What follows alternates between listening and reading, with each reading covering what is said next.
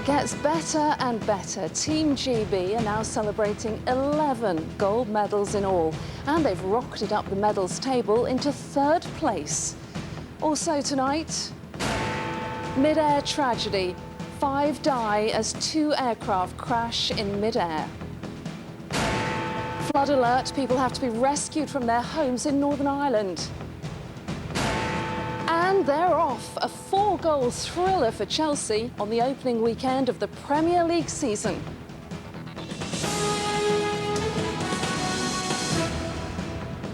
Good evening. It's been a golden weekend for Team GB at the Olympics. They've won an astonishing 8 gold medals in just 2 days.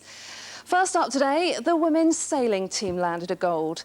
Then Ben Ainsley, as predicted, won another. That's his 3rd. Next, the men's rowing team celebrated a stunning victory in the lightweight double sculls. And Rebecca Romero, who 4 years ago won a silver in rowing, today won gold in the cycling. She makes history by being the first Briton to win Olympic medals in 2 different sports. Our correspondent Geraint Vincent reports from Beijing. Rowing is one of the very few Olympic sports where the medalists don't get to stand on a podium. But there was no doubt about the winners of the men's lightweight sculls. Zach Purchase and Mark Hunter sculled a brilliant race. Over 2,000 exhausting metres. They faced a late challenge from the Greek crew, but the British had too much power and they held on for a famous win. The crowd were phenomenal today, and you can't put into words how amazing it was. I think we want to thank everybody at home, all the support here, everybody, the messages from back home. It's just amazing. Olympic rowing is a punishing business, and when you lose when you think you should have won, it really hurts. In the quadruple sculls, Britain's women had to settle for silver, and they were inconsolable. You've got medals coming from everywhere, from cycling, from sailing, from rowing, and you think, oh, it's dead easy, this Olympics, and then it comes back and slaps you in the face, and you realise how hard it is when the women's quad lose and the men's 8 lose. And that's what makes the victory special, but it makes defeats that much harder to take, because although everyone goes, oh, London, 4 years, it's brilliant, not long now, it's for those guys, they train 7 days a week for 6 weeks and then have a day off, and to suddenly think 4 years is quick, it doesn't happen like that. It happened for Rebecca Romero. In the last Olympics, she was on board the rowing boat which won silver, but after changing sports, she won gold on a bike at these games. Romero is clearly an extraordinary athlete, although the Brit that she beat in the final of the pursuit didn't seem overly impressed. Coming from a lifetime and background in sport, it maybe wasn't such a great transition to have to make, especially with the competition aspect. But it's really something you need to speak to her about, I'm afraid. You need a bit more team spirit on the high seas, and in the England class, Sarah Ayton, Sarah Webb and Pippa Wilson are a golden crew. But with 3 Olympic golds in a row now, Ben Ainsley is Britain's most famous sailor since Drake. With success on the rough water and the flat, Britain rules a bit more than just the waves. Geraint Vincent, ITV News, Beijing. Well, our sports reporter Richard Pallow is in Beijing tonight. Richard, Britain 3rd in the world. They must be feeling very pleased with themselves.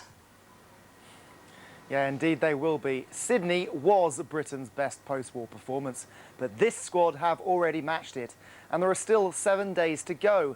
Team GB currently lie 3rd, as you say, with those 11 golds, 6 silver and 8 bronze, 8 of those golds coming on this one extraordinary weekend. But it didn't all go Britain's way, with disappointment again for Paula Radcliffe. Yeah, amid all this success, a very high-profile failure again. Just like in Athens, the world's best marathon runner, Paula Radcliffe, has failed when it matters most.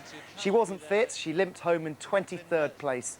But Radcliffe is planning another attempt, apparently, in London in 4 years' time. And of course, the Americans are also celebrating after that extraordinary week for their incredible swimmer, Michael Phelps, Richard. Yeah, they sure are. Phelps has stretched his body to the very, very limit this week. But at the end of it, he has his reward. 8 gold medals, eclipsing the 7 Mark Spitz won in Munich. And so tonight, it's Michael Phelps whose name stands above all other Olympians. The weight of history sits well on these broad shoulders. Michael Phelps, the ultimate Olympian whose prowess in water has made him the best in all the land. More than 100,000 athletes have competed at a summer or winter Olympics, but until now, no one has ever achieved 8 golds in a single Games. If this boy from Baltimore was a country, he'd at this moment be lying 5th in the medals table. Phelps is the story of Beijing, the man everyone wants a piece of. I always said, I wanted to be the first person to do something, to do something that no one else has ever done, and try to change the sport. And I think I've made the right step, one step closer, to my final goal to really raising the sport and taking it to a new level. And being able to have the opportunity to do what I did this last week, it's unbelievable. It's taken him 16 long years to get here, in a sport he originally turned to as a way of dealing with his hyperactivity. Phelps is perfectly proportioned for a swimmer, with huge feet that act as flippers, huge hands as paddles. Jason Lezak helped Phelps to 3 victories in the relays, and even he's in awe. It's absolutely phenomenal. To be able to watch him and see him over the years progress into the swimmer he is today, it's unreal. He's doing something that nobody's ever done, and he can swim every stroke. He can swim short races and long races, so it's just incredible. So he actually takes your breath away as well? Yeah, definitely. 7 world records, 8 gold medals, and Phelps says he'll aim even higher in 2012. London, you're in for a treat. Richard Pallo, ITV News, Beijing. So a whole week of competition left, and the British squad are eyeing up several more golds, especially in the velodrome. Team GB set a target of being 4th in the medal table in 2012, yet they could just achieve all of that and more 4 years early. Richard, thank you very much. On to some breaking news now, and in the last half hour, the Ministry of Defence has said it's launching an investigation after 4 Afghan civilians died in an incident involving British troops from 2 para. It's understood they were killed accidentally in a rocket attack in Helmand province. The paras spotted insurgents on the roof of a compound preparing to attack and decided to launch 3 rockets at their target. They were unaware there were civilians inside, including women and children. The MOD said its sympathies were with those killed and injured. We'll have more details on that when we get them. 4 people killed in a mid-air crash between 2 aircraft were working for a specialist surveillance company.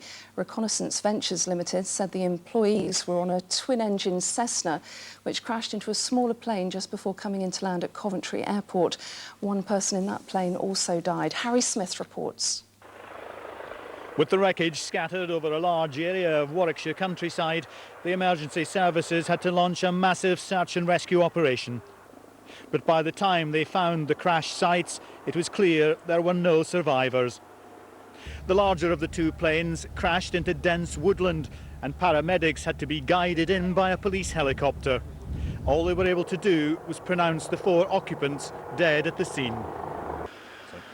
They were all employees of the Coventry-based aerial survey company RVL.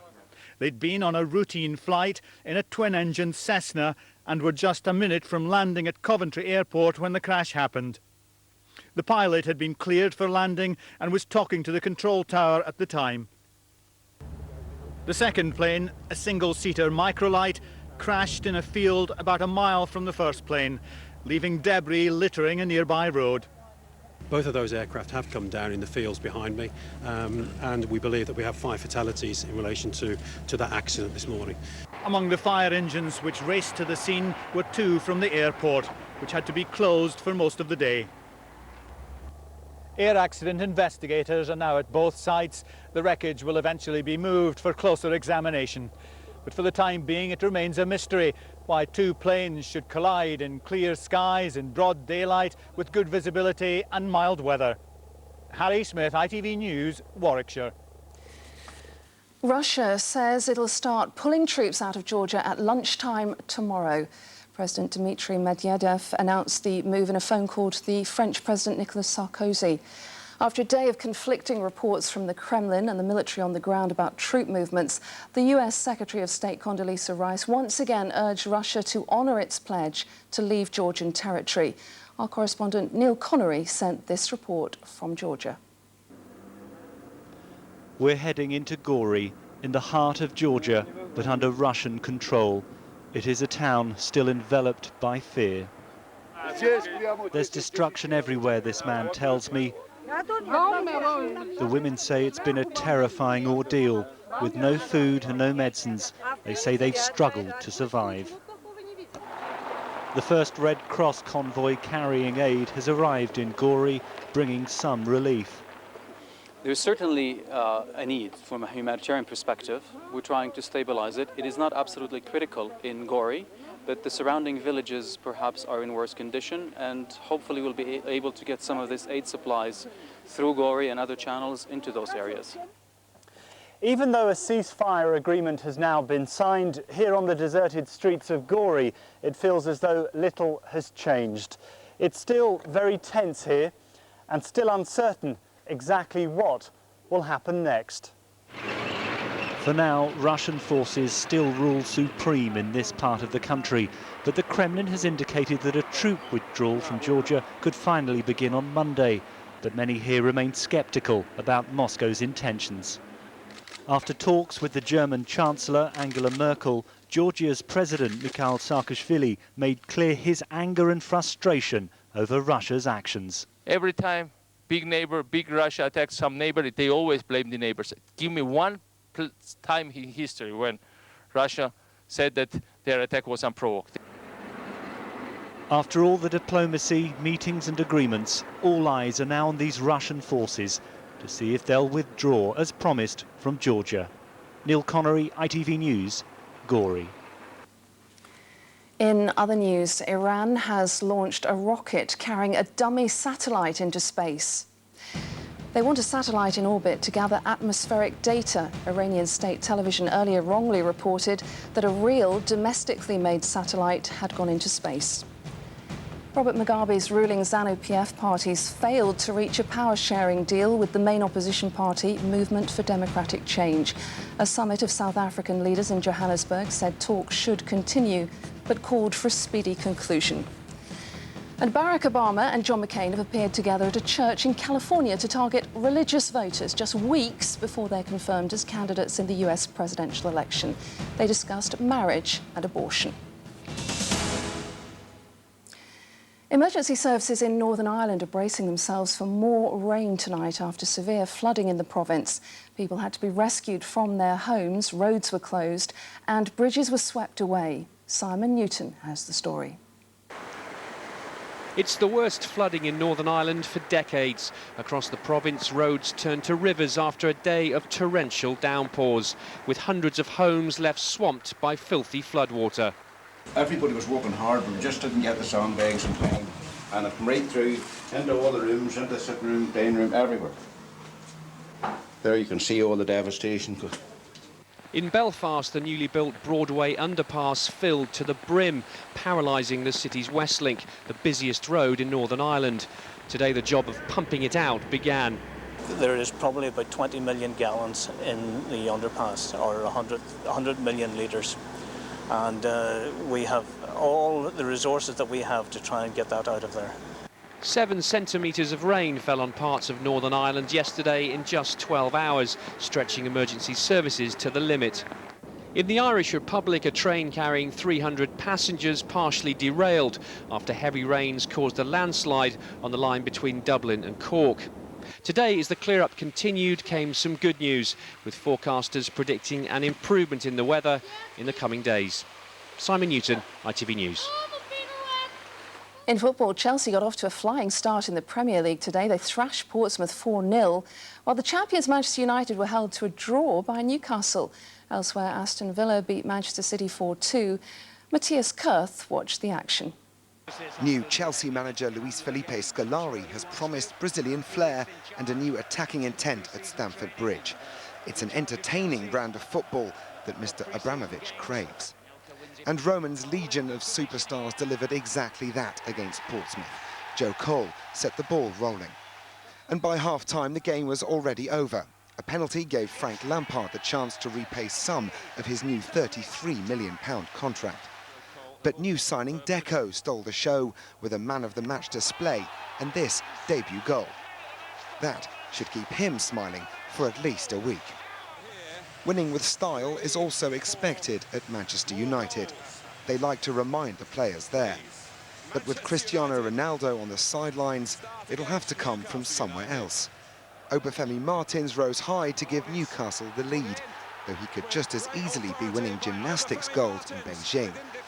2 minutes later, Manchester United were level. Darren Fletcher supplied the finishing touch. More goals would normally have followed, but for another 60 minutes, he could only sit and watch. Matthias Kurt, ITV News. In Scotland, reigning champions Celtic drew 1-1 with Dundee United. Paul Hartley gave Celtic a first-half lead, only for substitute Francisco Sandaza to head an equaliser for a share of the points in a fiery encounter at Tannadice.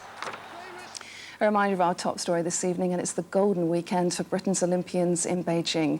Our sailors, rowers and cyclists claimed another 4 gold medals today, 8 in all in the past 48 hours.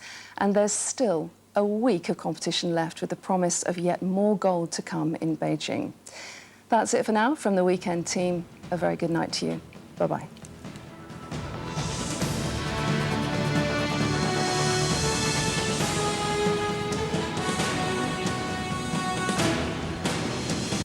Enjoy your family dwelling place. Sheila's wheels are on the case. Where the skies are grey or blue, it's home insurance made for you. Hello again and very good evening to you. Cloud and rain cover much of the UK as we move through the night. Some heavy bursts in places as well, particularly across the western areas. Now, as we start a brand new week, we are going to see some brightness, but it's mostly restricted to the southeast and also to the far north of Scotland. But into the afternoon, don't hold your breath because the cloud and rain spreads even across the southeastern parts, but brightening up a touch across the southwest, but showers here never far away. It's really just the northern parts of Scotland that get away with a dry and bright start to the new week. From a temperature point of view, once again disappointing, and a windy start to the week as well. Now, looking ahead to the rest of the week, we are looking at a cloudy and breezy picture, rain at times, but perhaps a drier end to the week in store. Good night, I'll see you soon. Where the skies are grey or blue, home insurance made for you.